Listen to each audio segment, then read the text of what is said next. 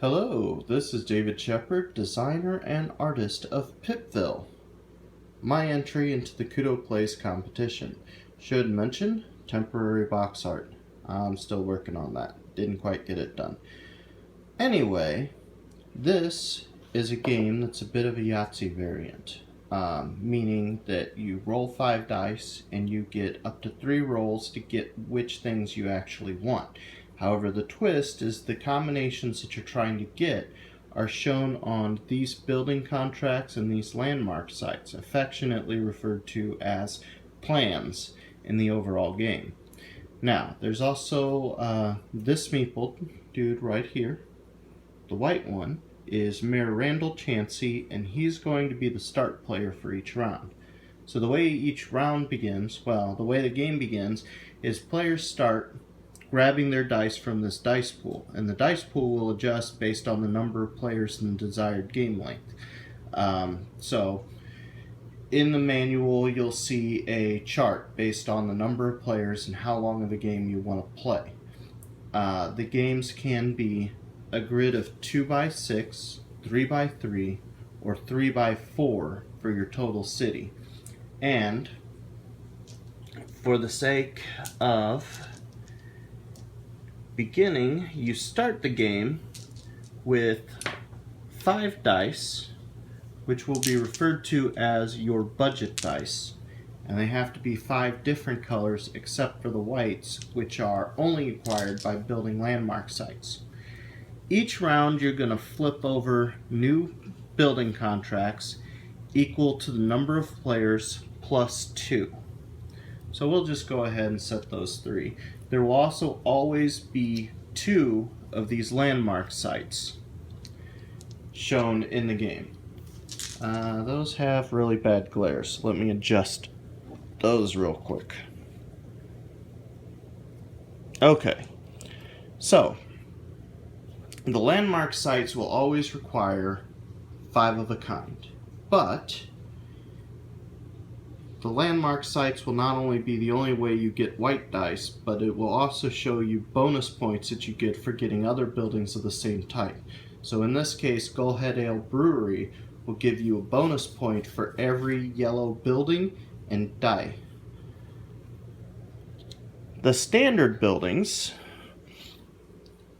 contracts, so for example, this is a residential building and this is a trailer park which requires only 2 of a kind. However, it has an ability called gain 2 additional rerolls, as well as some flavor text, illustration, and the number of points it's worth. So, the hospital requires 4 of a kind. So let's go ahead and try to get one right away. And looks like I have everything except for a 2 for large straight. Nothing out there is searching for sequences. So I'm just going to go ahead and roll everything again except for the purple die. And I got a 3, 4. Go ahead and roll those again. Now, all I have is 2 of a kind, which means the best I can get is this trailer park right here.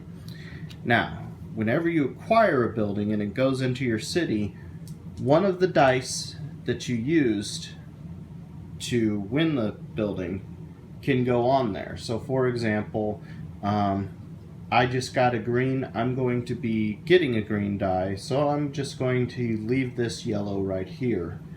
And then I grab a die from the die pool equal to the building that I just built, and then that's going to adjust my budget dice into the next round. Let's pretend I had a 4 there for reasons of explaining other rules. So we'll flush these out. Let's pretend at the end of the round these are gone, and reveal new buildings. And the new buildings are, for example, there's a yellow, which would be really nice for me to get. So, and I'll explain why.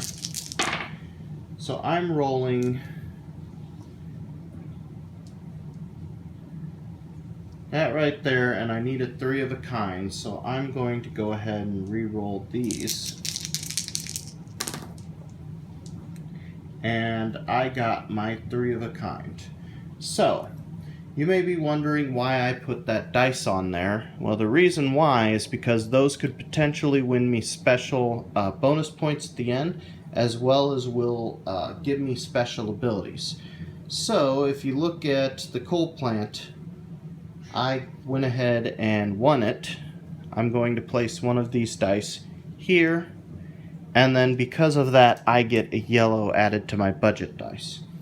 So, why did I do that? Well, because at the end of the game, adjacent dice to a building that match a color, so this is yellow and this is a yellow die, those are going to be worth a point at the end of the game. And since I built the yellow next to a green, the green, if it stays there, will be worth an additional point at the end of the game. The other thing is, in order to use a special ability, the die that's on the building has to be a 4 or higher. And when you use the ability, you flip it to the opposite side, just to show that it's used. Now, at a certain point in the game, these dice right over here, they're going to become limited. You're going to have a harder time to get them. And when that happens, let's just say I'm building this building and I'm placing a 4 there. But in order to place that 4, I have to be able to acquire a green, and let's just say the last green that's available is on my opponent's die, or on my opponent's building. The die that I place has to be higher than the die I'm trying to steal. So if I try to steal that 5 with that 4, I can't do it. So I can't adjust my budget die, and then I'm not allowed to put a die there. However, if I'm placing a 6, the 6 is higher than the 5, so I get to steal this off of an opponent's city. In other words, that will help give me a boost as far as city dice and stuff like that. Now, when an opponent has a dice stolen from them, they get to refresh an ability. So, you know this one sitting here with the 3? Well, you flip that back over. It's a 4. They get to use that ability. If you cannot adjust a budget die, well then, in other words, if you can't leave a dice behind, you do the same thing. You would refresh one ability. That way it can help you out later on. Now, the abilities range based on the type of building they are. If people have problems figuring out with the color coding, then these little logos right here match up to die colors. And those logos on the card are found right here. So hopefully that'll help any color blindness. The other thing is, let's say you rolled your 5 dice and nothing out here matches. Well, that means you have to reveal new cards until you get a match. This is bad because it can end up giving you blind points, like you have no real control over it. Plus, you cannot adjust your budget dice. So if you do that, for each building that you reveal, you have to roll 1 budget dice down by a pip until you match the first building that's there. So, the game will continue, as I said, until players have completed either a 2x3 grid or 3x3 or 3x4. And when that happens, you start tallying your final points. Now, each player is given 2 meeples of their color. And then you flip this thing right here, and it is your scoreboard. Everybody starts out 0-0. And then you start out by counting the value that's up here. So, for example, this is 8, 11, 14, 16 would be my base points. And then I would get bonus points based on having adjacent dice that are matching. So, for example, I'd get a bonus point here for this building, bonus point here for this building, bonus point here for this building. Now, this game can range between 30 minutes if you're playing a short game with up to 4 players, all the way up to 90 minutes if you want to play a larger variant. Also, with 2 players, the main thing that changes is there really isn't a start player. Instead, what happens is there will always be a market of 4 buildings that are out in the center from the building contracts. And if